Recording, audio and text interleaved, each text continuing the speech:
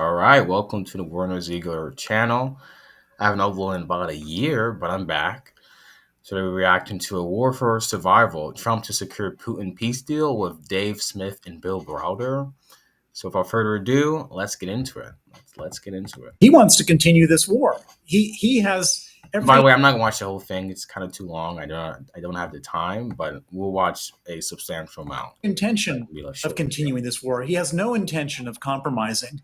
And this whole idea of having a summit is just a way to get Trump off his back so that all of a sudden Zelensky becomes the guy who's supposedly getting in the way of peace. He wants to meet with Trump. He wants to say, we're going to do some type of deal that will be totally unacceptable to the Ukrainians. And then all of a sudden Trump is going to say to Zelensky, well, you're the guy. Well, the comment on that, right? I do think the deal, this kind of summit, I do think it is in bad faith, at least on Putin's part. And the reason why I say this is he's actually getting it quite right. Do we really think Zelensky or even the Ukrainian people as a whole, maybe there are some who are sympathetic to Russia, as a whole are going to just agree to half of their land being taken or something, or half of their land being recognized as occupied land?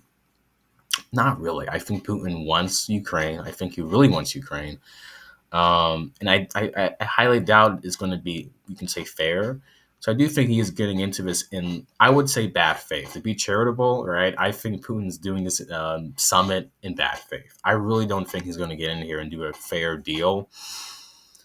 But also, you also have to keep in mind the casualties. How many Ukrainians are dying, right? I think Zelensky passed a law maybe 3 weeks ago where 16-year-olds are now allowed to fight in the war. If this war continues, then the whole population of Ukraine could be completely wiped out.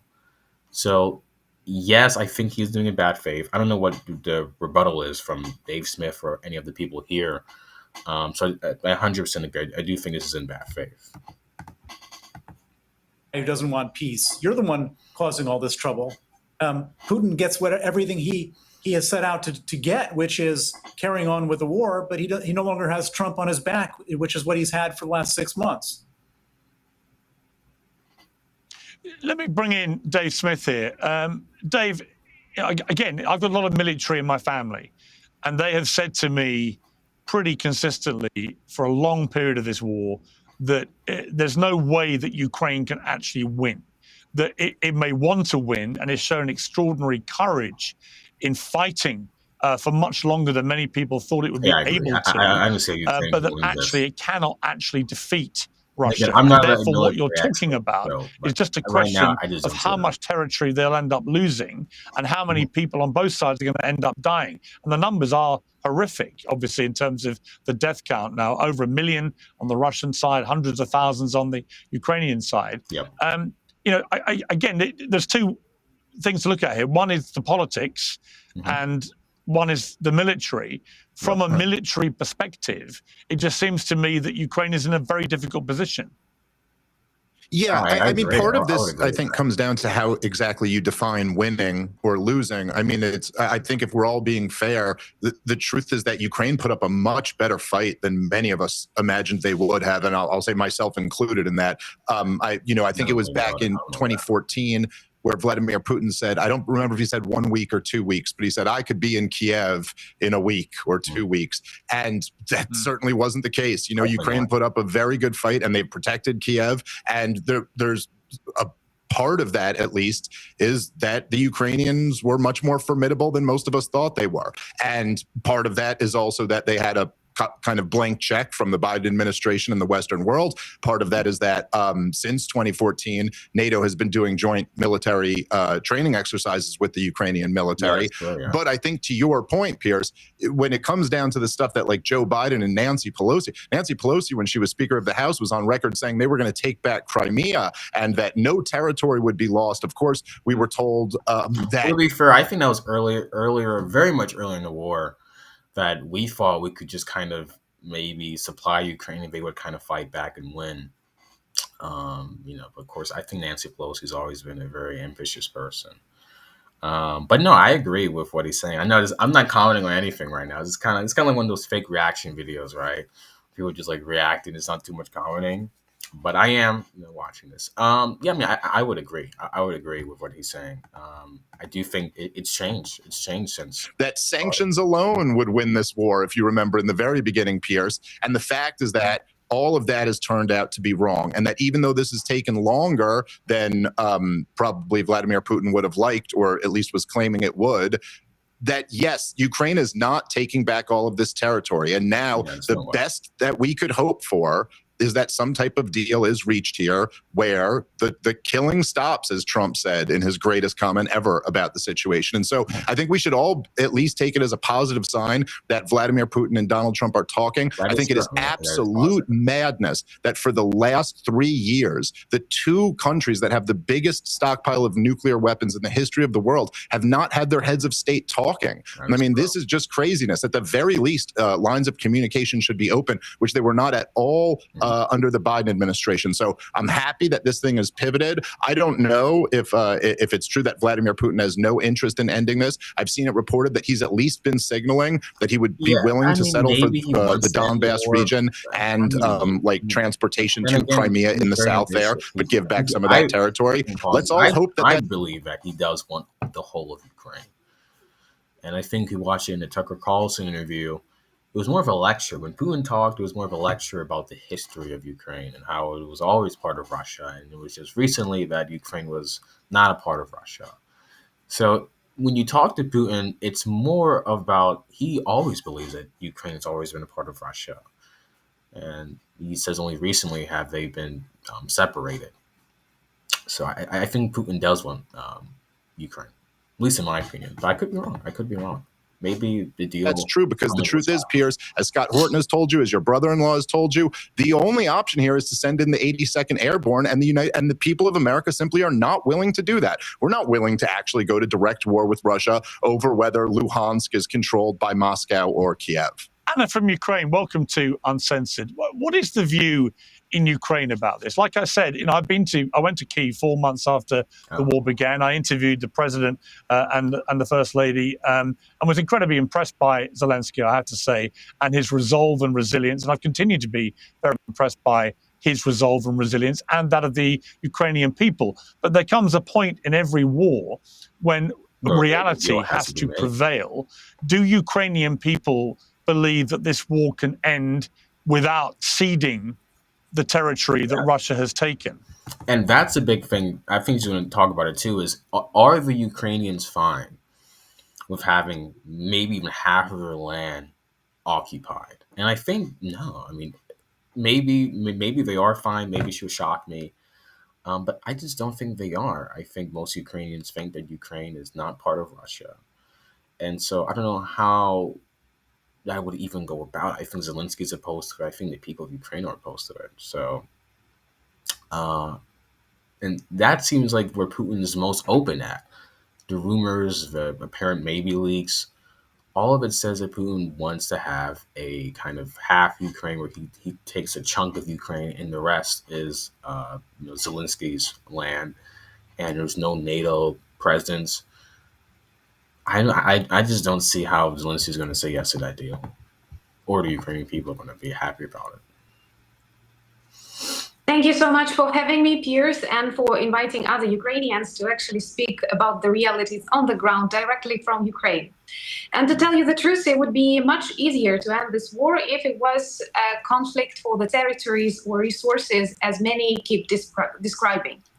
We all know that Russia is the largest country in the world, trust me, has enough territories, and actually a lot of these territories demand attention and money from the Kremlin. But instead, they choose to invest in war. And at this moment of time, they have approximately 1 million active soldiers. They've lost a lot, but they also have an active army. They have a fully operating military machine. All of their industry is centered around the production of weapons. They are also making great progress in drone warfare, in the war of the 21st century.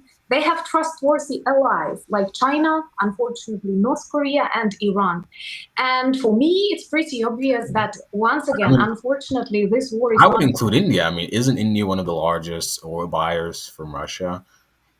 That's just a little tidbit. About Ukraine, is not about Donetsk or Luhansk. It's the way to demonstrate the weakness of the West, which Russian propaganda speaks constantly about. Okay, really? I personally feel very sorry that all of the experts who speak about Russia-Ukraine war very rarely watch Russia state TV, where they openly speak about the need to extend further, and they mention a lot of countries, and they actually speak about Berlin that was half Soviet not that long ago. So unfortunately, if Putin gets a prize, more Ukrainian territories, and he's back on the international arena, it will be taken not just as a green light, but as an invitation to continue. And the army of soldiers that he has, it's very obvious he does not want them back in Russia, because this will create a lot of problems inside Russia. For Putin, the continuation of this war means the continuation of his regime. And this is exactly what other authoritarian regimes also expect. So I may say a very surprising phrase, but forget, as for Ukrainian, forget about Ukraine for a second. Think about the destroyed international world order, the violated rules. If we start rewriting the borders of Ukraine, it will 100% continue to Taiwan, the Philippines, the Baltics, and 20, 30 years may have very bad consequences even for. I don't agree that you could distinguish between the Ukraine and try to pivot it to China or Taiwan. There are many people, at least in this State Department, who are China hawks and are not Ukraine hawks, and they totally believe they can reconcile these beliefs. So I don't really buy the argument that if Putin gets Ukraine, that emboldens China to take Taiwan. I think there are many China hawks in this administration, and I think if China does try to take Taiwan, I think people will be shocked on how interventionist this administration will be with regard to Taiwan. So I don't think this is going to embolden China or anything. Those lucky countries that are across the ocean from Russia. Well, thank you very much for that. There's a lot going on with the global economy. Guys, really? I didn't know these advertisements to wonder what the Morgan effect will be on your savings. Russia keeping most, if not all, of the territory is taken. All right, here's a question. Well, certainly there is, but I think it would come at a cost and a price that is unacceptable to anyone in the West, whether it's the European countries or it's the United States. More than likely, if we continue this drip, drip, drip of equipment resupply and ammunition resupply, this war could continue for years. In a little bit of self-promotion, I wrote about this in the Wall Street Journal 4 months after the war started, that this was going to turn into a long, ugly slog. Could it end quickly with Russia losing? Yes, but one can only imagine the types of weapons, the quantity of weapons, and the quantity of soldiers that the West would have to put in. That's a fair point. I don't know his name. I don't think they said it, but he makes a really good point, which is, hey, if we continue to do this, this is not going to end. The continued drip dropping, as he pointed out, even in large quantities of aid, like in the former administration, it's still kind of the same thing. It's still this kind of back and forth, stalemate. Maybe Russia takes some land, maybe Ukraine gains some, but nobody's really pushing forward. So it's it's just a battle of attrition, and I don't think the Ukrainians are having. Of course, I'm not a foreign policy analysis. So what I think, but I do think a deal does need to be made, but also a deal that's fair, a deal that doesn't just favor Zelensky or a deal that just favors Putin. And I think right now the meeting, if it goes smoothly, there's no 1 minute cancellation before it starts, it does favor Putin in the sense of half of Ukraine will be taken off. But then you can say, well, what else is there?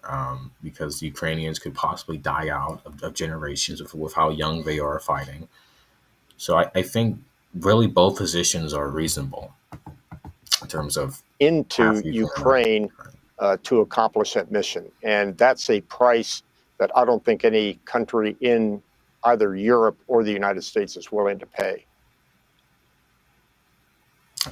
In terms of Putin's aspirations, many are very fearful that should he be seen to prevail in Ukraine, should he do a deal with President Trump, which allows him to keep a lot of the territory he's taken, that it will simply embolden him to expand and go after other countries, because he will have sensed that there is a weakness in the West to stop his imperialistic advance.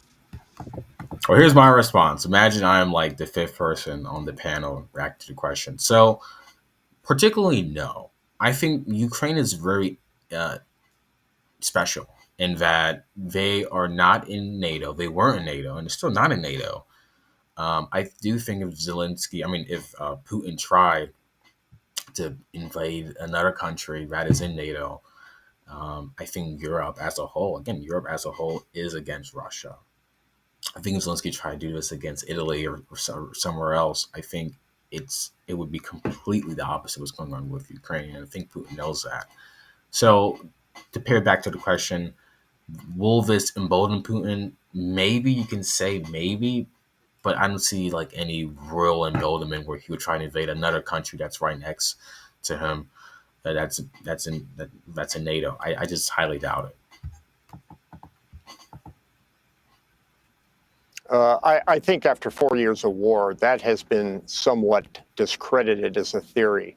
The fact remains that he is fighting for as long as he has to take a couple of 100 square miles in Ukraine fighting a single country. Mm-hmm. He's got to think twice about trying to take on all of them. And remember, the key point is Ukraine is not even in NATO.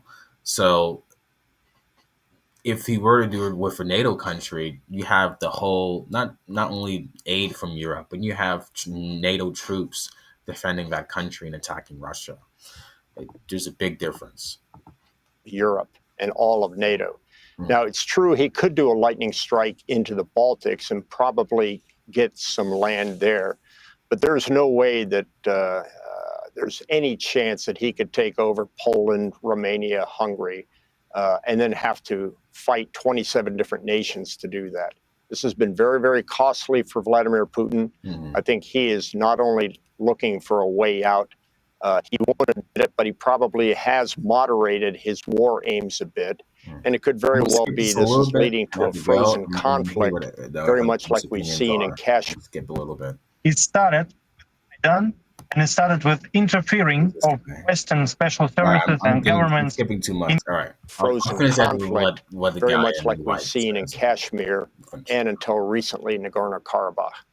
Well, joining the panel now with a Russian view from the occupied territory of Donbass is the Russian state TV presenter Andrei Afanasyev. Welcome to you. Can you give me your perspective on what you think Vladimir Putin will want from this summit with Donald Trump? Well, I'm not sure I could tell you what Vladimir Putin wants from this summit, but definitely now we see the result colored revolutions inspired by the West. It all started, the whole discussion, the whole problems the world has now, it started done, and it started with interfering of Western special services and governments into sovereign politics. And after that, the 14th year came, 15th year violated Minsk from the West and all the rest. So what we see now is that West understands that they are losing. You are losing, guys. That's why you discuss it. That's why you talk like that. I was so shocked to hear all those propagandist cliches from your peers. I'm so sorry to hear that. It's a devastation for journalism, actually. Isn't the question is what is the, and I think he's like what Piers Morgan said inside the Donbass, right? What is the Russian? Give us the insight on Putin. Like, what do you think Putin is thinking? Does he want to make a deal? Do you think, as some people might think on this panel, especially the Ukrainian woman, that he is doing this just for optics? He doesn't care. Yeah, I kind of want to get more into detail. He's just talking about how the West failed. It's not an imperialistic war. It's a war for survival. It's a metaphor of survival for Russia. This all started because you were coming too close to our borders in order to actually defeat, destroy, and put Russia into pieces and digest us. And it's a defensive war for us. And this is how it's felt. It was felt like this back in 2014. It was felt like this in 2020. Okay, so yeah, I mean, I have like 20 minutes. Thank you for watching the video. I'll be back uploading more videos. I've been gone for a year. My last video was like a year ago, so I'm coming back. Maybe I'll react to more of this on the next video. I don't really know. I'm not personally informed policy. I'm more interested in the Middle East than in Ukraine. But I mean, still important. But I'll harken back to what Dave Smith said. I like this administration. What this administration is doing is much better than the prior one. It's important that the two most powerful countries, probably in the world, America and Russia, are having at least some type of conversation. So what do I think is going to happen? I think maybe there could be a deal. Maybe there could be a ceasefire with regarding to air battles, but that's it.